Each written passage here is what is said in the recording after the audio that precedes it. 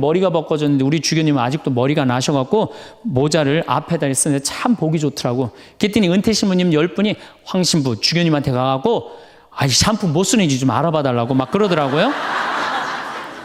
그런데 우리 식사를 한 총회장님, 그 동탄의 총회장님이 신부님, 저는 40부터 머리가 완전히 벗겨졌는데 한 번도 머리 벗겨진 것 때문에 스트레스 받은 적이 없다는 거예요. 그게 무슨 소리냐? 그랬더니 자기 부인이 40에 본당 사목 임원이었는데 사목회를 하고 집에 들어오면 막 짜증을 내고 들어온대요. 그 문을 열고 딱 한다는 부인이 첫 입을 열어서 하는 소리가 답답해 죽을 뻔했다고. 여보, 사목회가 그렇게 답답해? 그러면 그 부인이 그런데 여보, 나는 사목회를 하는데 60이 먹은 그 본당의 회장님들이 머리가 빽빽하게 꽉 차 있으면은 그 머리를 보고 회의를 하면 가슴이 답답하다는 거야. 그리고 이제 자기 남편을 보고 머리가 완전히 대머리인 남편을 보고 한마디 한대요. 이제야 가슴이 뻥 뚫린다고. 이게 얼마나 남편을 기를 살려주는 말이에요. 그렇지 않아요? 그러니까 여자는 맛도 있고 멋도 있고 누구 기도 살려줘? 남편 기도 살려줘야 되는 거예요. 부처님은요 7종류의 아내가 있다고 그래요. 첫째, 남편을 죽이는 아내가 있대요. 더러운 마음을 가지고 남편에 대한 사랑이 없고 남편을 업신여기는 아내. 아내가 권력 있으면 남편이 모든 것을 참고 침묵하기 때문에 그 참느냐고 빨리 죽는데요. 남편을 죽이는 아내가 있대요. 두 번째는 도둑과 같은 아내가 있대. 남편이 힘들게 돈 벌어 갖고 오면은 그거 그냥 막 써갖고 그냥 살림살이 엉망으로 하는 아내. 도둑과 같은 아내. 셋째, 주인과 같은 아내. 주인 행세하는 거죠. 그래갖고 그냥 자기는 일 안 하고 남편 막 시키는 주인과 같은 아내가 있고. 그 다음에 네 번째는 어머니와 같은 아내가 있대요. 항상 남편을 사랑하며 자식 대하는 것처럼 남편을 보호해주는 아내가 있대요. 그 다음에 누이 동생과 같은 아내. 남편을 섬기기를 다하고 자매와 같은 귀여움을 떨고 애교를 떠는 그런 누이 동생과 같은 오빠 하면서 그런 아내가 있다는 거예요.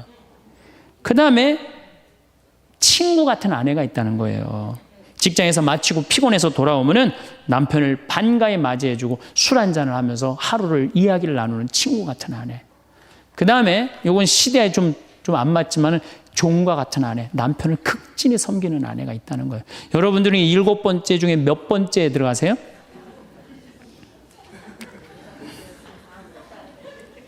아무것도 아니에요? 이 7번째 아무것도 아니면 큰일인데. 근데 우리나라 남자들도 문제예요. 사실은 이 부인한테 참 잘해야 되거든요.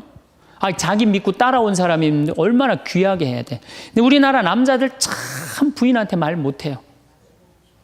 정말 이쁘다고 말 한마디 해주면 얼마나 좋아. 여자는요 1년 365일 365가지 방법으로 이쁘다는 소리를 듣고 싶어 한대요. 오늘같이 이렇게 태양이 찬란한 날은 여보, 저 찬란한 태양처럼 당신 오늘 너무 이뻐. 그리고 비가 촉촉하게 오면 여보, 당신 촉촉한 비처럼 이뻐. 어떤 방법을 써서라도 이쁘다는 말하면 여자는 행복하다는 거예요. 그리고 요리를 해주면 맛있다고 먹으면은 김치찌개, 이렇게 맛있는 김치찌개 먹을 수 있는 사람은 세상은 나 하나밖에 없다고. 이렇게 정말로 이런 말을 해줘야 되는데 생전 뭐 맛있다, 맛없다 그런 말 안 하면은 여자가 밥할 맛 나겠어요? 안 나죠? 그럼요. 그리고 한 30년 밥 얻어먹었으면 이제 설거지는 해야지. 그렇게 얻어먹었으면 설거지는 해야지. 양심 있는 거 아니야? 그렇지 않아요? 여자는 언제 행복하냐면 남편이 자기 살림을 도와줄 때 행복하다고 그러더라고요. 내 얘기를 듣고 어떤 형제님이 17년 동안 설거지할 생각을 한 번도 안 했대. 17년 동안. 그래갖고 이제 내 얘기를 듣고 이제 자기도 이제 해봐야 되겠다. 그렇게 생각을 하고 저녁에 여보, 당신 반찬하냐고 애쓰고 밥하냐고 애썼으니까 내가 설거지 해줄게. 앉아서 텔레비 봐. 그랬더니 부인이 그러더래요. 2번 청소하게 하지 설거지하게 하지 말고 그냥 가만히 있으라고 그러더래요.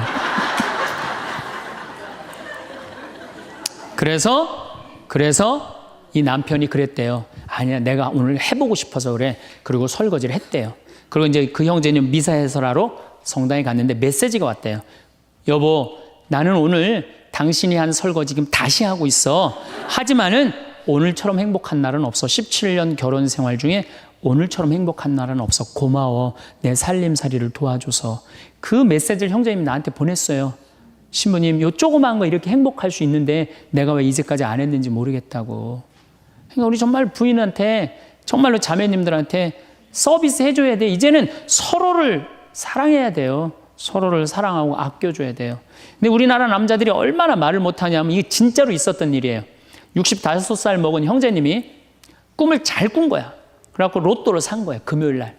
그래갖고 그냥 가슴이 부풀은 거야. 그냥 부인한테 막 자랑을 한 거야. 내가 꿈을 꿨는데 이번 된다. 그리고 보통 꿈이 아니다. 막 돼지가 막 수천 마리 왔다 갔다 한 꿈을 꿨는지. 그래갖고 그냥 막 들떠 있는 거야. 그러니까 부인이 콧소리로 한마디 한 거야. 여보, 그 로또 되면 당신 그 돈 뭐 할 거야? 그랬더니 남자가 정색을 하고 그러더래요. 내가 이 로또 되면은 온 세상 사람한테 다 나눠줘도 당신한테는 한 푼도 안 줄 거야. 아니, 아직 된 로또도 아닌데. 당첨되고 난 다음에 그러면 몰라도 당첨도 안 됐는데. 그냥 이렇게 말하면 얼마나 좋아요. 여보, 당신 평생 나한테 시집 와갖고 고생만 했는데 내가 로또 되면 내가 당신 다 줄게. 쓰고 싶은 대로 다 써. 아니, 당첨도 안 된 로또인데 그렇게 말하면 얼마나 기분이라도 좋아요. 근데 그냥 내가 온 세상 사람한테 다 나눠줘도 당신한테 한 푼도 안 줄 거야. 이게 할 말이에요. 근데 우리나라 남자들이 이런다고요. 다른 형제님들이 마누라 너무너무 이쁘고 좋겠다고 살아봐라야 눈 한번 하얗게 뜨고 하면 독사가 그런 독사가 없다. 이런 말 해야 되면은 우리 마누라는 얼굴만 이쁜 게 아니라 마음은 비단이야. 기분이 얼마나 좋아요. 참 고운 말을 못하는 거야. 그냥 온 세상 사람한테 다 나눠줘도 당신한테는 한 푼도 안 준다. 그러니까 이 부인이 너무 열받아갖고 한 달 반 동안 밥을 안 해줬대요. 그리고 진짜 무서운 건 집안에서 폭력이에요. 폭력. 더욱이 남자가 여자를 때리는 건 있을 수 없는 일이에요. 부부가요, 때린다는 건 있으면 안 돼요. 아니, 여자가 남편한테 결혼을 할 때는 이 험난한 세상, 저 힘 있는 남자한테 보호받고 싶어서 결혼하는 거 아니에요? 그렇지 않아요, 보통? 그런데 그 남편이 자기를 때린다고 생각하면요, 이건 치욕이에요, 여자한테는. 그래서 남자가 여자를 때리면 안 돼요. 정말로 이것도 진짜 있었던 일인데 70이 다 돼가는 할머니인데 평생 남편한테 맞으면서 살았대요. 그런데 또 친구 하나가 평생 남편한테 둘이 이제 할머니가 이제 둘이 친구야. 서로 맞고 살아갖고. 근데 그 평생 맞은 할머니가 하루는 이 친구 할머니한테 전화를 한 거야. 막 웃으면서 전화했대. 너 뭐가 이렇게 좋아갖고 전화했냐? 그랬더니 우리 남편이 이번에 병원에 갔는데 글쎄 3개월밖에 못 산다고. 나 지금 입을 뒤집어 쓰고 지금 웃으면서 너한테 전화하는 거라고. 이건 너무 불행하지 않아요? 너무 불행하지 않아요? 정말로 자기 부인 아파서 죽는데 따라 죽는 남편도 있는데 이게 그냥 자기 남편 3개월밖에 안 산다고 이불을 뒤집어 쓰고 막 웃으면서 그냥 전화를 할 정도면 이건 같이 살지 말아야지. 그렇죠? 그러니까 여러분들 남편한테 잘하세요. 또 여기 있는 우리 형제님들 누구한테 잘해요? 그래도 나이 먹어갖고요. 여러분들 지금 신부님 난 도저히 우리 남편하고 못 살 거예요. 지금 바꿔봐야 거기서 거기에요. 지금 바꿔봐야. 자, 남자하고 여자하고 얼마나 서로를 이해를 못하느냐 하면은 남자는 하루에 2,000마디만 하면은 말 끝난대요. 근데 여자는 하루에 6,000마디를 해야 된대요.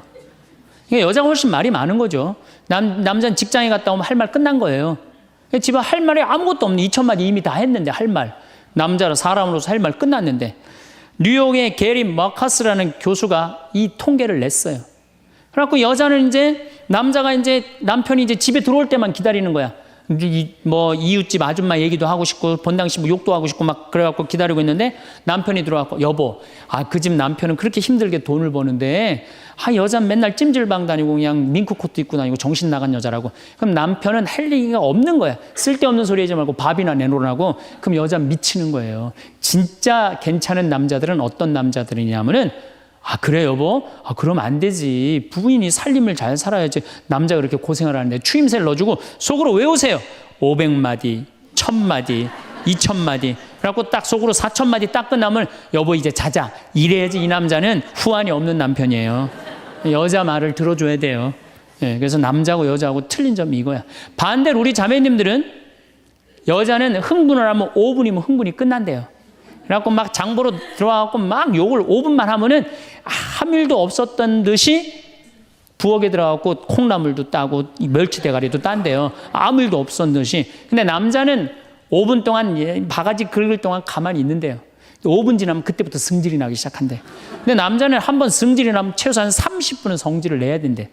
그래갖고 5분 지나고 나갖고 이제 그때부터 이제 여자는 마음이 착 가라앉은 상태에서 저녁 준비를 하는데 그때부터 남자는 이제 거실에서 소리 지르는 거야. 내가 말이야, 뭘 잘못했다고 네가 맨날 그러냐고 막 소리 지르면 마음이 가라앉은 여자가 나와서 남자 불을 질러요, 속에다가. 뭐라고 그러냐면, 당신은 말만 하면 이렇게 성질을 내고 그러느냐고. 자기는 이미 다 흥분 가라앉은 상태에서 막 성질 내는 남편한테 불은 자기가 질러놓고. 그러면 안 된다는 얘기죠. 30분 동안 길길이 뛰게 놔두란 얘기예요. 성질을 건드려 놨으면은. 제가 신학교 때, 부제 때 매스컴 세미나라는 걸 했는데, 그때 어떤 자매가 와갖고 정말 내 눈물을 찔끔 나게 하는 강의를 한 적이 있어요. 이 자매가 아들이 셋 있었대요. 근데 아들이 셋 있는 집은 항상 둘째가 문제예요. 첫째는 첫째라고 잘해주고, 막내는 막내라고 잘해주죠. 그렇죠? 둘째는 항상 소외의식을 느껴요. 항상 피해의식을 느낀다고요. 우리 집에도 아들이 셋 있는데 큰아들은 내가 봐도 저 어머니 아버지가 왜 이해가 안 될 정도로 큰아들한테 잘했어요. 잘못해도 다 감싸 안아주고. 이게 큰아들은 대접받는 거죠. 저는 우리 집 막내였는데 저는 정말로 사랑을 많이 받고 자랐어요.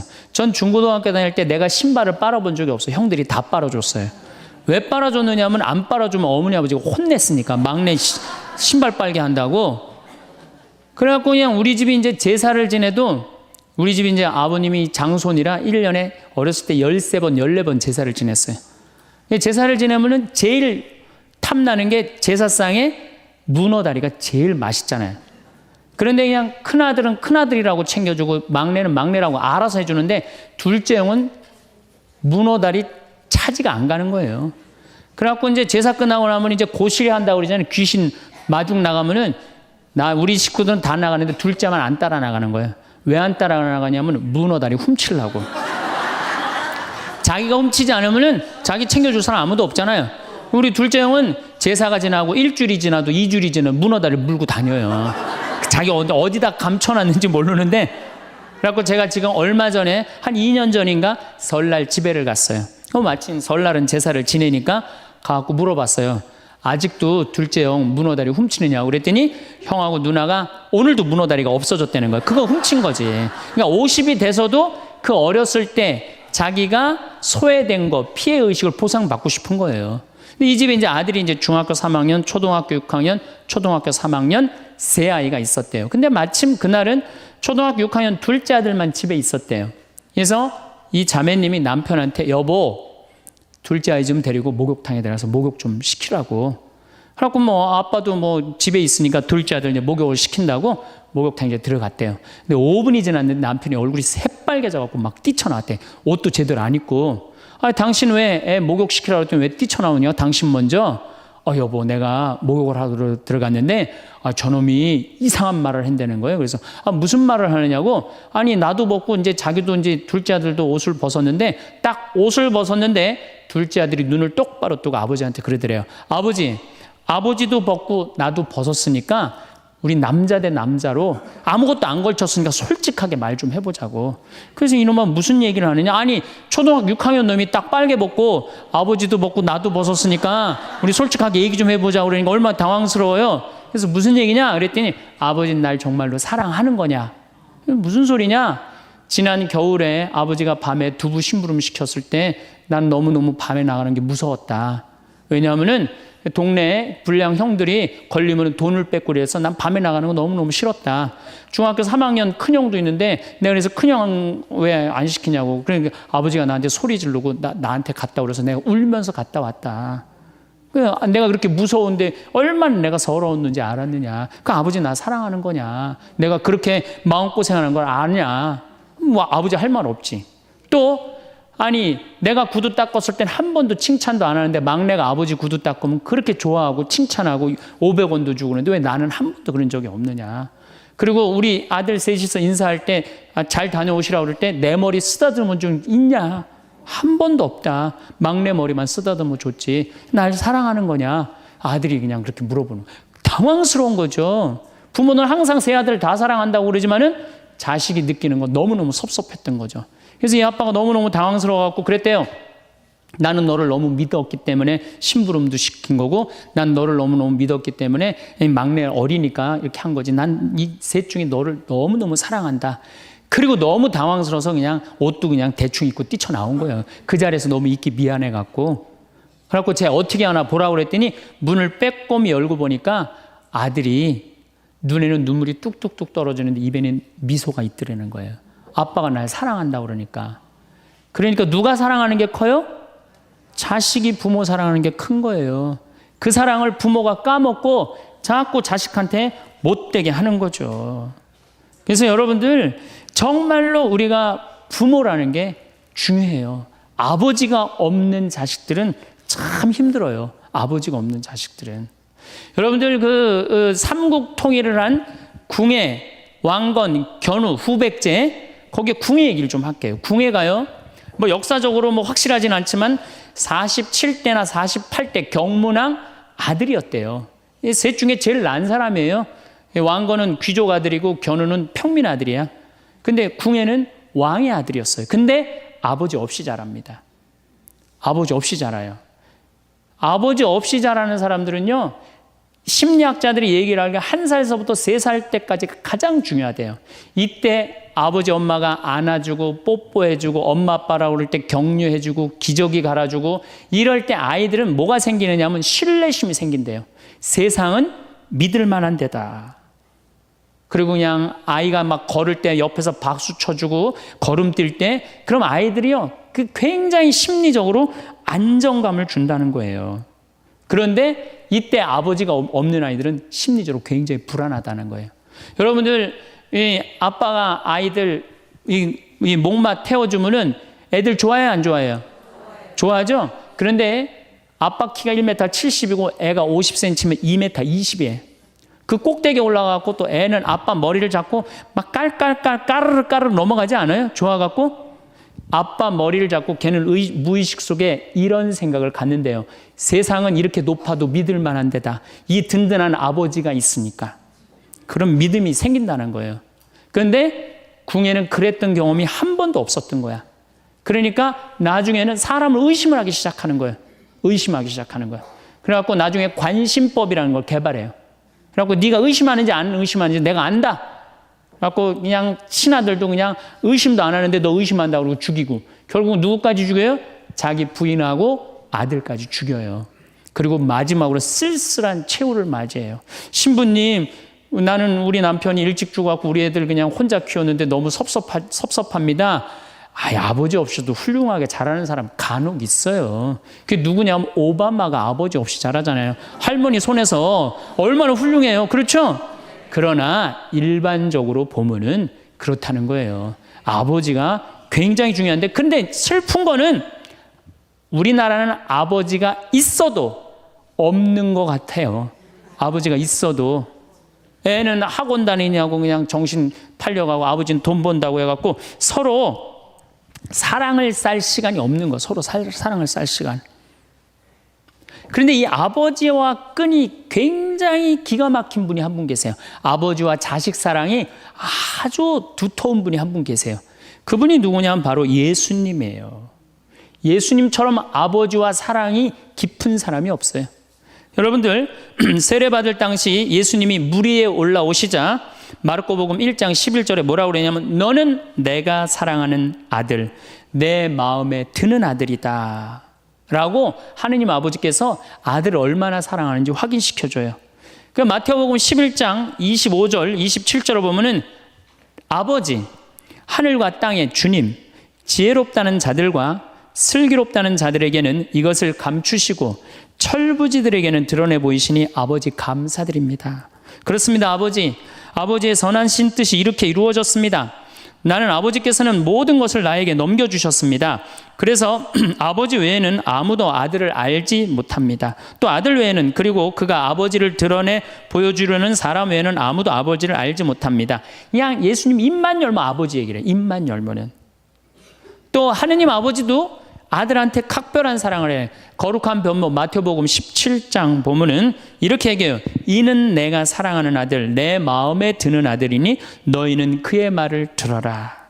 그러니까 예수님도 아버지를 사랑하고 아버지 하느님도 누구를 사랑해요? 예수님. 그러니까 하늘에 새도 보금자리가 있고 여우도 굴이 있지만 사람의 아들은 머리 둘 곳조차 없다라고 굉장히 고독하셨음에도 불구하고 그 고독을 누구 때문에 극복했을까요? 하느님 아버지와 철저한 사랑의 끈으로 그걸 극복한 거예요. 여러분들 자식들이 세상 살아가기 힘들다 하더라도 그 든든한 아버지가 있는 자식들은요, 극복해 나가요. 든든한 아버지가 있는 자식들은. 또 요한복음 17장 하느님 아버지와 얼마나 깊은 사랑으로 묶여 있는지 잘 보여주는 구절이 있어요. 아버지, 세상이 생기기 전에 제가 아버지 앞에서 누리던 그 영광으로 이제 다시 아버지 앞에서 저를 영광스럽게 해주십시오. 그리고 이어서 이렇게 말씀하십니다. 아버지, 아버지께서 제 안에 계시고 제가 아버지 안에 있듯이 그들도 우리 안에 있게 해주십시오. 난 이 구절을 보면요, 가슴이 떨려요. 여러분들 자식 중에 아버지한테 아버지 안에 내가 있고 내 안에 아버지가 있어, 이렇게 말하는 자식들이 있어요? 그런 고백을 할 수 있는 자식이 몇 명이나 될까요? 아버지 안에 내가 있고 내 안에 아버지가 있다. 예수님은 이렇게 아버지를 사랑했던 거예요. 의로우신 아버지, 세상은 아버지를 알지 못하였지만 저는 아버지를 알고 있습니다. 저는 그들에게 아버지 이름을 알려주었고 앞으로도 알려주겠습니다. 아버지께서 저를 사랑하신 그 사랑이 그들 안에 있고 저도 그들 안에 있게 하려는 것입니다. 예수님은 그 말씀을 하고 난 다음에 유다의 배반으로 붙잡히세요. 그러니까 예수님은 활동 시작할 때부터 아버지 얘기 시작해갖고 마지막 끝날 때까지 아버지 얘기한 거야. 아버지하고 이야기를 하는 거를 멈추지 않으십니다. 그리고 겟세마니 동산에서도 아버지와 끈끈한 사랑을 보여주시죠. 아버지, 하실 수만 있으시면 이 잔이 저를 비껴가게 해주십시오. 그러나 제가 원하는 대로 하지 마시고 아버지께서 원하시는 대로 하십시오. 요새 이런 아들이 어디 있어요? 제 뜻대로 말고 아버지 뜻대로 하세요. 이런 아들이 어디 있어요? 다 내 뜻대로 해달라고 그래요, 엄마 아버지가. 그렇죠? 근데 예수님은 하느님 아버지가 그렇게 기뻤던 거야. 맨 마지막에 아버지, 이 사람들을 용서하여 주십시오. 그리고 마지막으로 이런 말씀을 하십니다. 아버지, 제 영혼을 아버지 손에 맡깁니다. 그러니까 이 아버지와 철저한 끈으로 묶여 있었던 예수님은 그 마지막 제자들이 다 버리고 도망갔어도 그 아버지에 대한 사랑, 내 안에 아버지가 있고 아버지 안에 내가 있다는 그 기가 막힌 사랑으로 극복하시고 인류 구원의 문을 여신 거예요. 그렇다면 우리나라 아버지들도 이런 아버지가 돼야지. 자식들한테 이런 아버지가 돼야 되는데 이런 아버지가 과연 몇이나 있느냐. 저는 다행히 우리 아버지를 참 잘 만났어요. 전 참 아버지를 좋아해요. 나는 어렸을 때 추억이 아버지하고 매일 토요일 날 일요일만 되면 산에 가갖고 도토리 따고 밤 줍고 또 내가 망보고 아버지가 대추나무 올라가고 막 서리하고 막 이런 거 많이 했어요. 예. 그래갖고 막 걸려갖고 막 대추밭 주인한테 막 욕 먹으면 얘는 누구냐고 그러면 우리 막내 아들이라고 그러면 막내 아들 데리고 좋은 거 가르쳐 준다고 그냥. 그리고 어렸을 때 아버지하고 추억 중에 웅덩이가 있어. 웅덩이. 거기에 퍼내면 그 미꾸라지. 그 진흙 안에 미꾸라지 그걸 잡아내는 정말 그런 추억들이요. 그러니까 지금도 80이 된 아버지를 보면 행복한 거예요. 그리고 시간만 되면 그 아버지 보러 가고 싶고. 그러니까 이제는 효도는 없어요. 뭐만 남아있어? 사랑만 남아있는 거예요. 추억만 남아있는 거예요. 자식하고 얼마나 좋은 시간을 많이 가졌느냐에 따라서 늙었을 때 안 외롭다는 거예요. 어렸을 때 자식하고 한 번도 놀아준 적이 없어. 10살 때까지 놀아줘야 된다는 거예요. 근데 10살 때까지 한 번도 놀아준 적이 없으면은 자식이 늙은 부모들 한 번도 같이 안 놀아준다 이거예요. 그러니까 늙어서 외로운 거는 자식이 못 돼서가 아니라 누가 싸놓은 업보야? 그렇죠. 그러니까 섭섭할 필요 없어요. 자, 그렇다면은 사랑이 없는 엄마, 사랑이 없는 아버지, 엄마도 없고 아버지도 없는 이 세대는 외로울 수밖에 없어요. 그리고 그들은 어차피 떠나게 돼 있어요. 그렇다면 여러분들 옆에 남아있는 건 누구밖에 없어요? 남편. 그렇죠. 50살에 자식들 떠나면 50부터 100살까지 여러분들 옆에 남아있을 수 있는 유일한 사람은 남편밖에 없어요. 근데 여러분들 그 남편한테 잘해요? 옛날에는요, 부모한테 자식이 전부였어요. 왜 옛날에는 부모한테 자식이 전부였느냐면 20살에 결혼해갖고 내가 40살이 되면은 자식이 20살이 돼요. 그러면은 되게 50살까지 밖에 못 살았어요. 그럼 자식이 몇 년 효도하면 되냐면 10년만 효도하면 돼요. 그러면 알아서 죽어줘 주니까.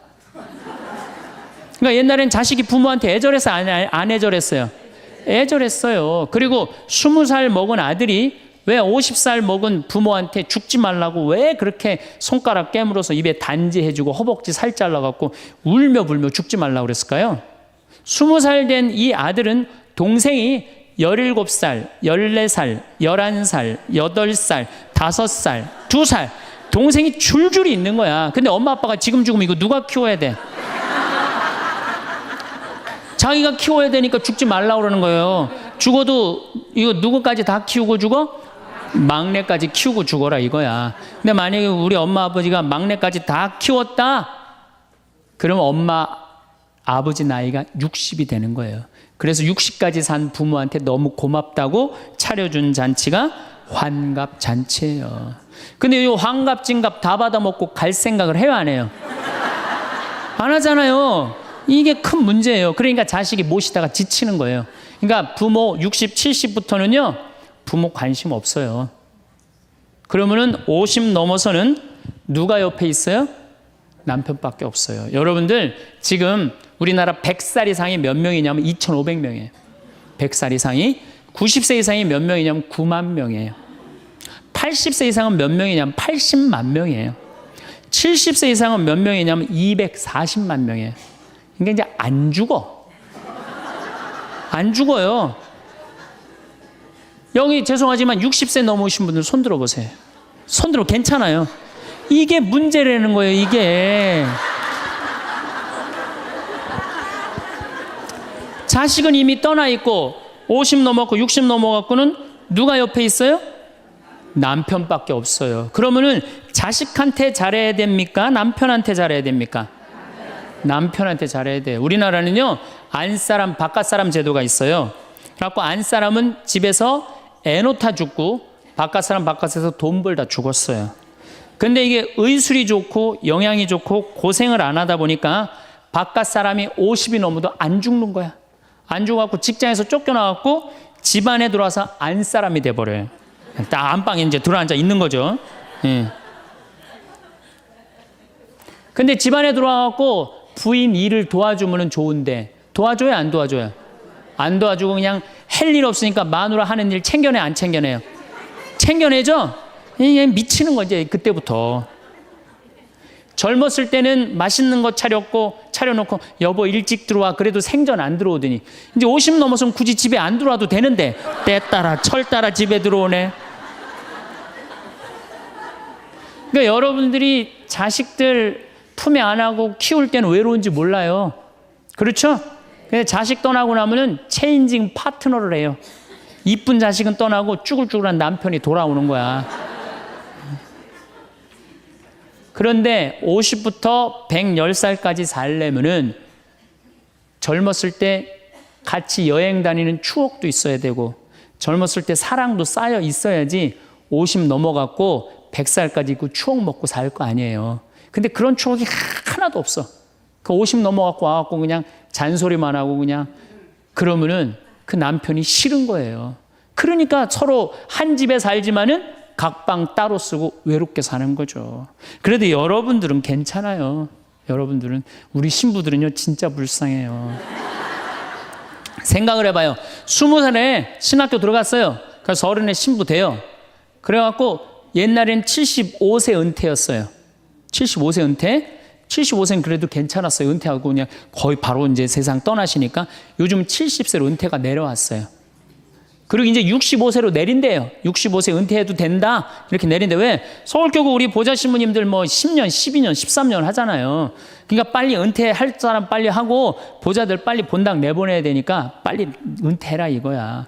그러면은 65세부터 은퇴해갖고 우리 부관장 신부는 110살까지 산단 말이야.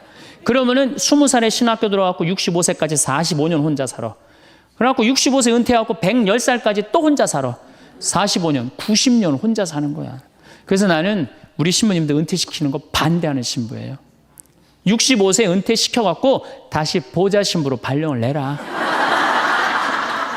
보좌 신부로 발령을 내갖고 아니 고해성사 듣게 하면 되잖아요. 아 얼마나 여러분들 속에 있는 얘기하고 싶은 거 많아요. 그렇죠?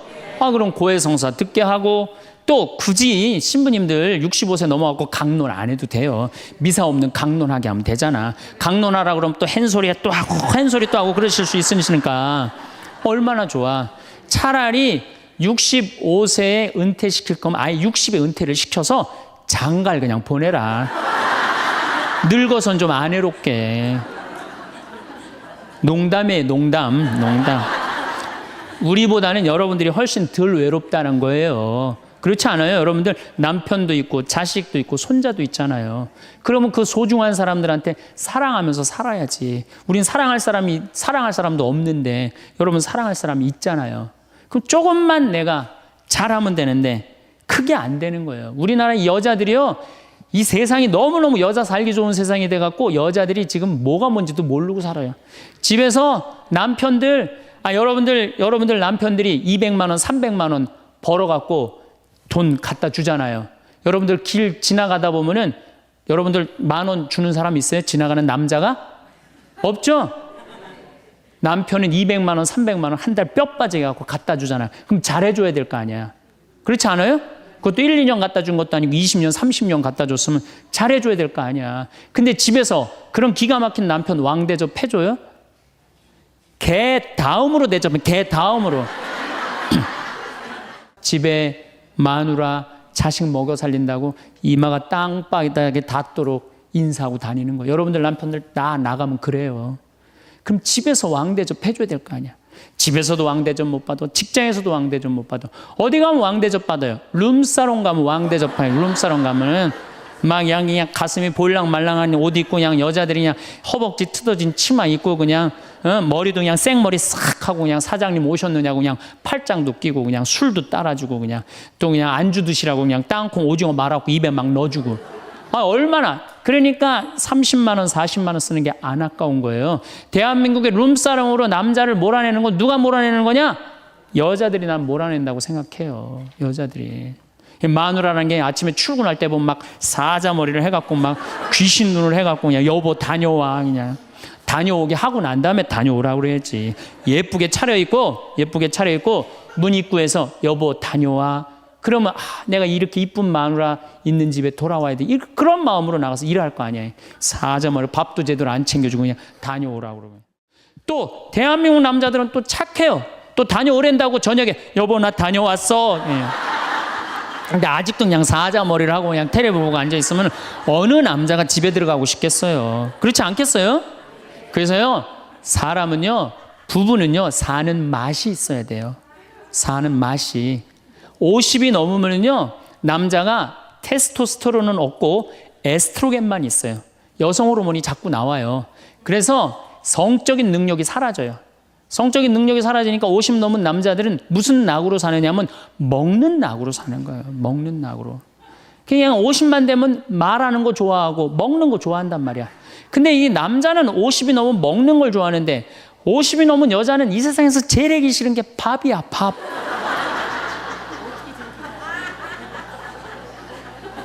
그러니까 그냥 둘이 사는데 왜 김치찌개를 끓여도 한솥 끓여. 그냥 하기 싫으니까 귀찮으니까 한솥 끓여갖고 그냥 다음날 아침에 그냥 그거 졸여갖고 아침상에 올려놓고 그냥 저녁엔 또 오늘같이 하루 피정하고 저녁에 이제 여보 나 저녁 집에 가서 먹을게 그러면 또 그거 볶아갖고 저녁상에 또 올려놓고 좀 회도 떠갖고 예?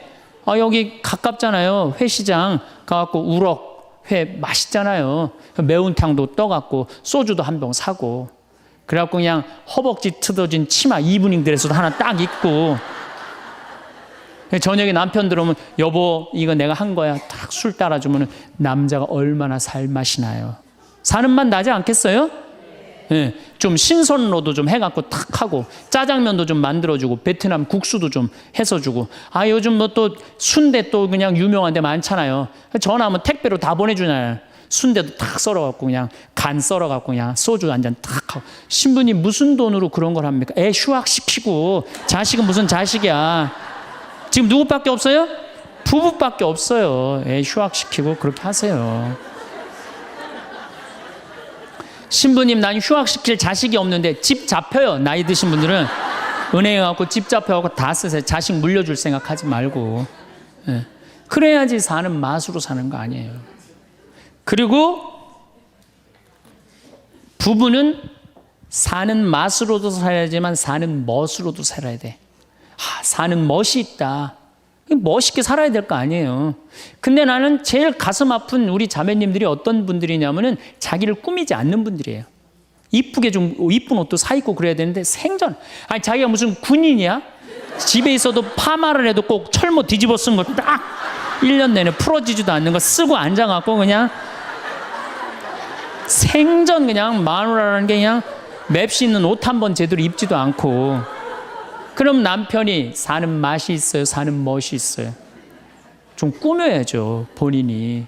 예쁜 옷도 좀 사서 입고, 좀 브릿지도 좀 넣었다가, 머리도 그냥 생머리도 했다가, 이쪽으로도 묶었다가, 저쪽으로도 묶었다가, 어느 날 좀 틀어도 올리고, 막 이래야지 그냥 남자가 사는 맛도 있고, 사는 멋도 있을 거 아니에요. 생전 그냥 옷도 그냥, 신부님 맵시가 있어야지 옷을 사 입죠. 그러면 좀 살도 좀 빼시고 그냥 이건 벤지 엉덩이지 구분도 안 되는 그냥 몸매를 가지고 그러니까 그냥 몸빼바지만 계속 짚고 이 집에 있으면은 어느 남자가 집에서 가고 싶어요. 본인을 꾸미시라는 거예요. 그래서 남자는요 사는 맛도 있고 사는 멋도 있는 거, 멋도 있어야 돼요. 그래서 예쁜 옷. 남편도 좀 꾸며주고. 남편도 좀 나비 넥타이도 좀 하고. 남자가 50이 넘으면요 제가 지난 그 미국에 한번 강의를 갔는데 너무 멋있는 부부를 봤어요. 남편이 한 60쯤 돼 보이는데 식사를 같이 하려고 그러는데 남편이 살짝 머리가 벗겨졌더라고요. 근데 부인이 사각모를 탁 저기 뭐 차에 하더라고요. 남편을 바깥에서 만났는데 딱 했는데 부인이 여보 이거 써 탁 씌워주는데 너무 멋있더라고요. 여러분들 앞 백화점에 가갖고 남편 좀 사각모도 좀 멋있는 거 좀 중절모도 멋있는 거 사서 탁 씌우면 얼마나 좋아. 그렇지 않아요? 옷도 이제 50이 넘으면요 단색을 입어야 돼요. 노란색을 입든지 초록색을 입든지 아니면 빨간색을 입든지 그래야지 좀 젊어 보이는데 이거는 그냥 김치국물 떨어져도 안 보이는 체크무늬 사서 입혀갖고 그냥 1년 내내 빨아주지도 않고 그냥 맛도 없고 멋도 없는 거죠.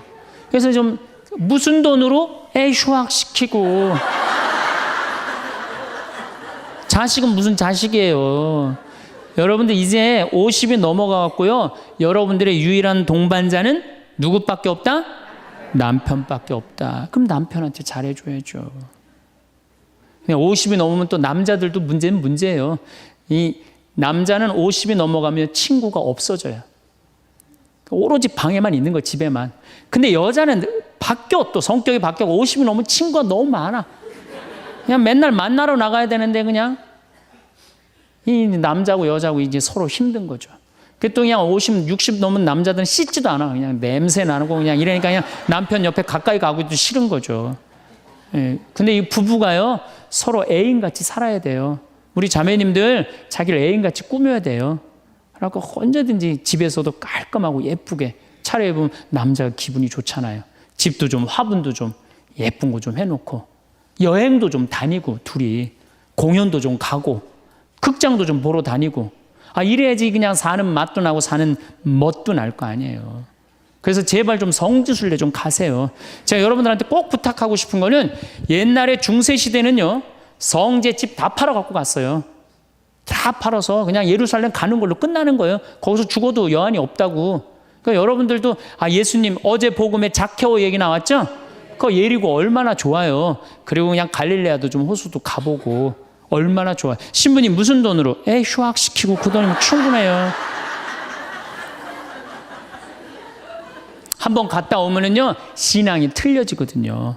성주순례도 가고 제가 그 지난 9월인가 작년 9월에 성주순례를 한 40분 하고 갔다 왔는데 어떤 형제님이 70 먹은 형제님이 기가 막힌 말씀을 하시더라고요. 무슨 말씀을 하시냐면은 내 강의를 듣고 집을 잡혀서 왔대요.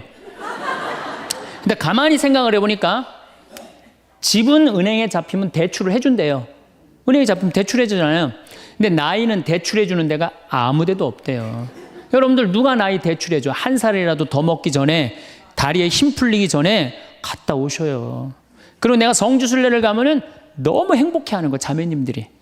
그래갖고 나는 은혜 받아갖고 성제 갖고 그냥 성령을 충만히 받아갖고 10일 동안 저렇게 행복하고 그냥 은총에 그냥 가득한 줄 알았더니 12일 동안 밥을 안 하잖아, 밥을.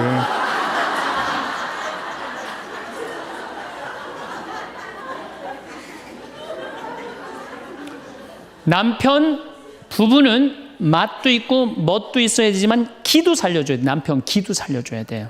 아니 50이 넘어갖고 남편 기 살려줄 사람이 직장에서 기가 살겠어요? 사회에서 기가 살겠어요? 본인이 기가 살겠어요? 유일하게 기 살려줄 수 있는 사람은 누구밖에 없어요? 부인밖에 없어요. 부부가 50이 넘으면요, 자식들 떠나고 둘만 덩그랗게 집에 남아서 50년을 같이 살아야 돼요. 말을 정말로 남편 즐거운 말, 남편 좋은 말, 우리 남편 아직도 알통 튼튼하다, 우리 남편 아직도 어깨가 그냥 대유평 평야 같다, 이런 말 해주는 게 중요한 거예요. 그런데 그냥 말을 진짜 못해. 내가 2000년 역사상 말 진짜 못하는 놈 한 놈 알고 있어요. 어떤 놈 진짜 말 못하느냐면은 십자가상, 예수님 십자가 위에 매달렸을 때 왼편의 강도, 진짜 말 못하는 놈이에요, 그놈.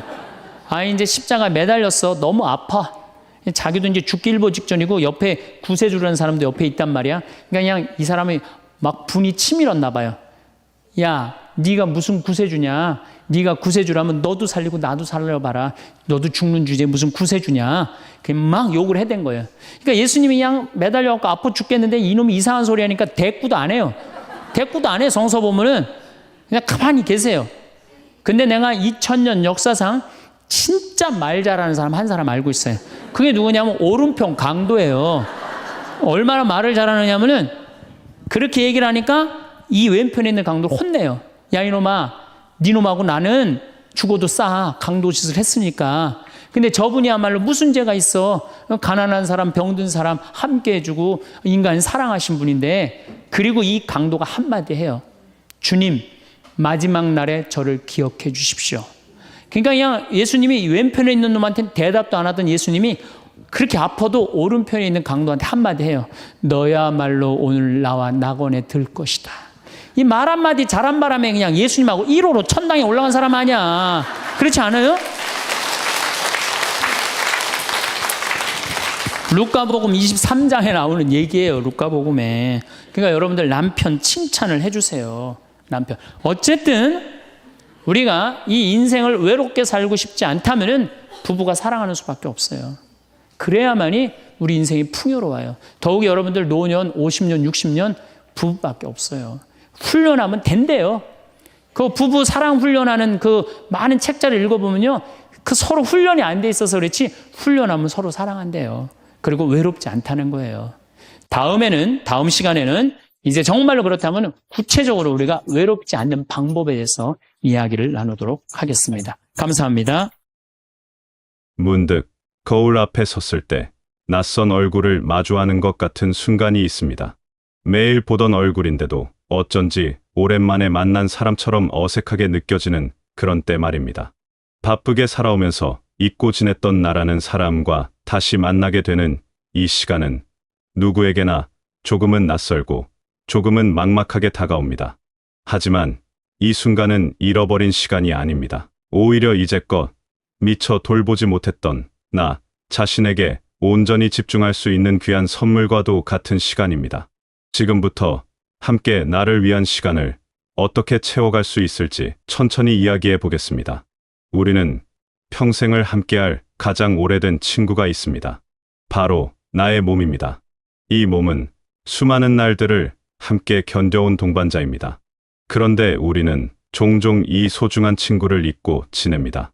아프지 않으면 관심을 두지 않고 무리하게 사용하기도 합니다. 이제는 이 오래된 친구와 진심으로 친해질 때입니다. 몸이 보내는 신호에 귀를 기울여 보세요. 어깨가 무겁다면 그것은 몸이 여러분에게 말을 거는 것입니다. 무릎이 시큰거린다면 잠시 쉬어가자는 메시지일지도 모릅니다. 이런 신호를 무시하지 말고 받아들이는 연습이 필요합니다.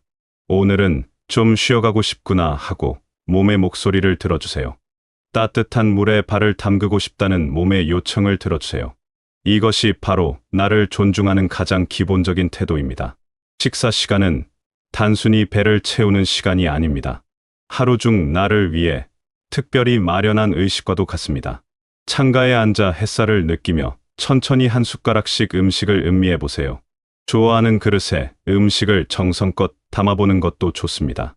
음식의 색깔과 향기를 느끼고 한 입 한 입 씹는 감촉에 집중해 보세요. 이렇게 먹는 행위 자체에 온전히 집중할 때 식사는 단순한 영양 섭취를 넘어 나를 위한 사랑의 표현이 됩니다. 무엇을 먹느냐도 중요하지만 어떻게 먹느냐가 더 중요할 때가 있습니다. 몸을 움직이는 것은 부담스러운 운동이 아니어도 됩니다. 그저 움직임 자체를 즐기면 충분합니다. 좋아하는 음악을 틀어놓고 가볍게 몸을 흔들어 보세요. 리듬에 맞춰 어깨를 들썩이고 고개를 끄덕이는 것만으로도 몸은 활력을 느낍니다. 아침 햇살이 좋은 날에는 밖으로 나가 걸어보세요. 발바닥으로 땅을 느끼고 바람이 피부를 스치는 감각을 온전히 경험해 보세요. 나무숲이 바람에 흔들리는 모습을 보고 새소리를 들으며 걷는 시간은 그 자체로 치유입니다. 목표를 정하지 않아도 됩니다.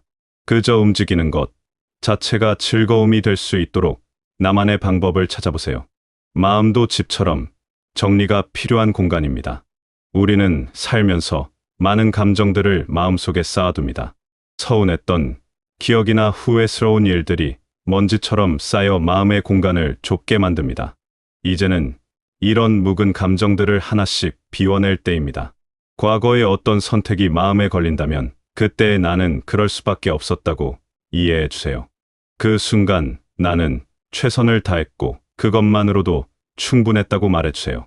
누군가에게 받은 상처가 아직도 아물지 않았다면 그 사람도 그럴 수밖에 없는 사정이 있었을 거라고 너그럽게 생각해 보세요. 이렇게 한 걸음 물러서서 바라보면 마음의 짐이 조금씩 가벼워집니다. 행복은 거창한 것이 아닙니다. 하루 동안 나를 미소 짓게 한 작은 순간들을 찾아보세요. 아침에 마신 차의 향이 유난히 좋았다거나 창밖으로 보이는 구름 모양이 예뻤다는 것만으로도 충분합니다. 길을 걷다가 마주친 강아지가 꼬리를 흔들어 주었다거나 라디오에서 옛날 노래가 나와서 기분이 좋았다는 것도 소중한 순간입니다. 이런 반짝이는 순간들을 의식적으로 찾다 보면 우리의 하루는 생각보다 많은 기쁨으로 채워져 있다는 것을 발견하게 됩니다. 잠들기 전 오늘 하루 중 좋았던 일 3가지를 떠올려 보는 습관을 만들어 보세요. 처음에는 어렵게 느껴질 수도 있지만 점점 쉬워질 것입니다. 우울한 생각이 찾아올 때가 있습니다. 모든 것이 무의미하게 느껴지고 앞으로 나아갈 힘이 없는 것 같은 순간 말입니다. 이럴 때는 그 생각에 빠져들지 말고 한 걸음 떨어져서 바라보세요. 아, 내가 지금 이런 생각을 하고 있구나 하고 관찰자의 입장에서 바라보는 것입니다. 감정은 구름처럼 흘러갑니다. 아무리 짙은 먹구름도 결국 지나가고 다시 맑은 하늘이 나타납니다. 부정적인 생각도 마찬가지입니다. 그 생각이 나 자신은 아닙니다. 그저 지나가는 기분일 뿐입니다. 이렇게 생각하면 마음이 조금 편안해집니다. 이제 시간은 온전히 여러분의 것입니다. 이 시간을 어떻게 채울지는 전적으로 여러분의 선택입니다. 그저 흘려보내지 마세요. 설렘과 즐거움으로 채워보세요. 그 첫걸음은 나의 취향을 발견하는 것입니다. 어떤 색깔을 좋아하는지 생각해보세요. 파란색인가요? 초록색인가요? 아니면 따뜻한 주황색인가요? 좋아하는 색으로 내 공간을 조금씩 바꿔보세요. 쿠션 하나를 바꾸는 것만으로도 공간의 분위기는 달라집니다.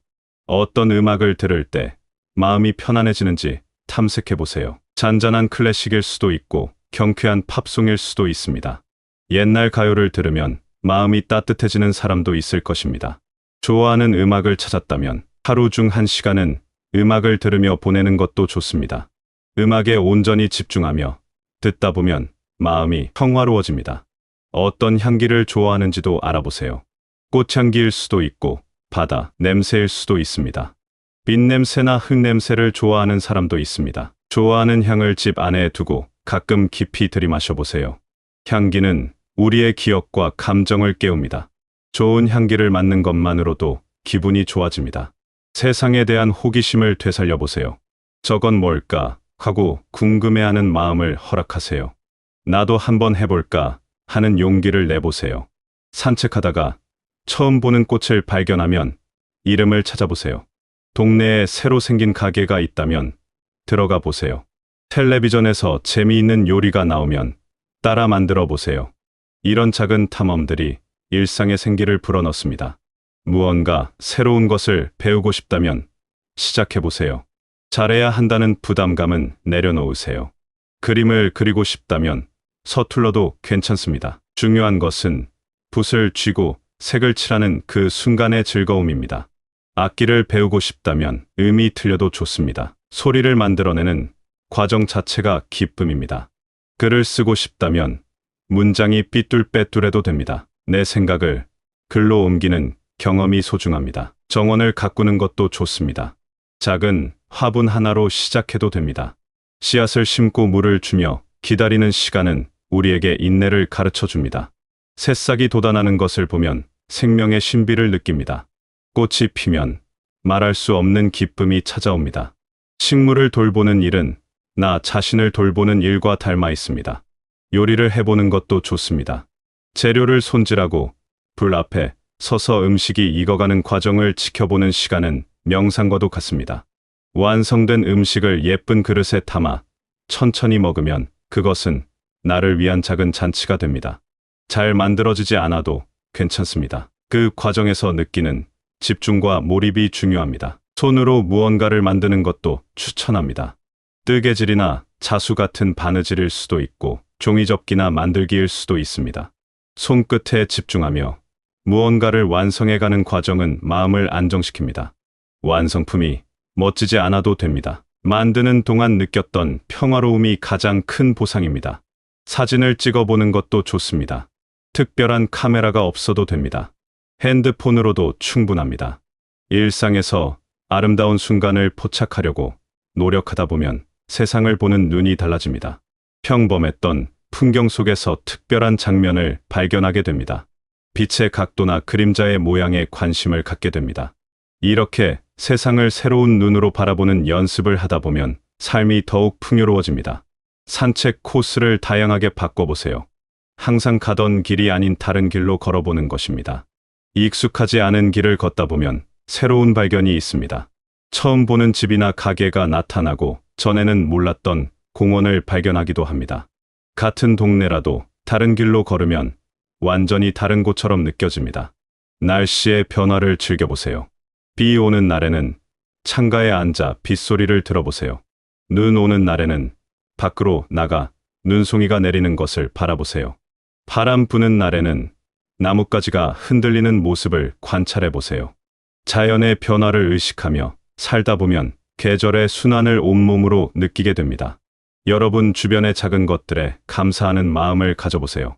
아침에 눈을 뜰 수 있는 것, 따뜻한 물이 나오는 것, 지붕이 있는 집에 사는 것, 이 모든 것이 당연하지 않습니다. 감사하는 마음으로 하루를 시작하면 하루가 달라집니다.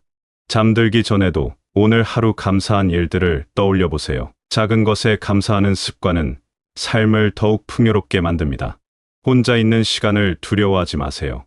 혼자 있는 시간은 고독이 아니라 나와 깊이 대화할 수 있는 소중한 시간입니다. 조용히 앉아 아무 생각 없이 멍하니 있어도 좋습니다. 그 시간 속에서 진짜 나를 만날 수 있습니다. 혼자서도 충분히 행복할 수 있다는 것을 알게 될 것입니다. 웃음을 잊지 마세요. 재미있는 프로그램을 보거나 유쾌한 이야기를 듣고 마음껏 웃으세요. 웃음은 최고의 약입니다. 웃을 일이 없다면 억지로라도 웃어보세요. 거울 앞에서 활짝 웃는 얼굴을 만들어 보세요. 신기하게도 억지로 웃다 보면 기분이 정말 좋아집니다. 내 몸과 마음을 돌보고 나의 시간을 즐거움으로 채우는 것은 이기적인 일이 아닙니다. 오히려 나를 위한 가장 가치 있는 투자입니다. 내가 행복해야 주변 사람들에게도 좋은 에너지를 나눠줄 수 있습니다. 나라는 중심이 단단하게 설 때 우리는 어떤 상황에서도 흔들리지 않는 힘을 갖게 됩니다. 다른 사람과의 관계도 자연스럽게 건강해집니다. 지금 이 순간이 여러분 인생의 새로운 시작입니다. 누군가의 이야기가 끝난 뒤의 부록이 아닙니다.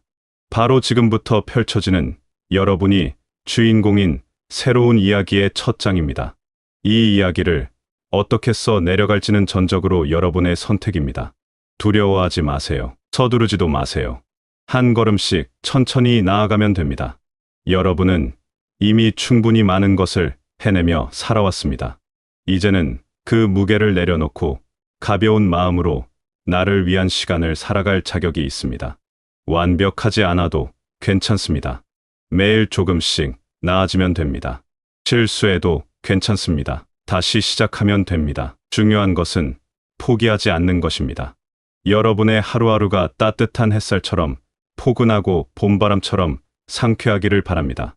작은 기쁨들이 여러분의 일상을 가득 채우기를 바랍니다. 여러분이 여러분 자신에게 가장 다정한 친구가 되기를 바랍니다. 그리고 무엇보다 여러분이 지금 이 순간 충분히 소중하고 사랑받을 만한 존재라는 것을 잊지 않으시길 바랍니다.